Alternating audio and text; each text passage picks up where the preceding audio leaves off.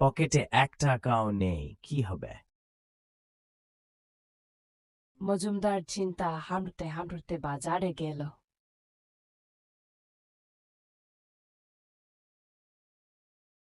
আরে বন্ধু করিমদার, আমাকে 10,000 টাকা ধার দিতে পারবি? আমি তোকে 1 মাসের মধ্যে শোধ করে দেব। আমি আমার ব্যাগটা তোকে দিচ্ছি। এখানে 10,000 টাকা আছে। 1 মাসের মধ্যে শোধ করে দিবি। এই না আমার ব্যাগ। বন্ধু তুই এত ভালো।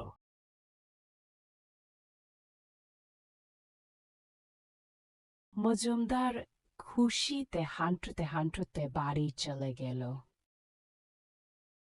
করিমদার বলতে লাগলো, মজুমদার মজুমদার, 1 মাস তো হয়ে গেল, আমার টাকা শোধ করবি না। মজুমদার তখন ভয়ে ঘরের ভিতর কাঁপছে। মজুমদার তখন বুদ্ধি করে ভাবল, রাত্রে বেলা বট গাছের পাশে দাঁড়িয়ে ভূতের ভাও লাগাবে। মজুমদার বট গাছের পাশে দাঁড়িয়ে বলতে লাগল,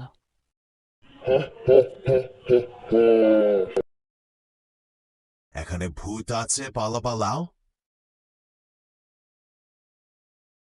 করিমদার সেখানে তার টাকার ব্যাগ ফেলে রেখে চলে আয়।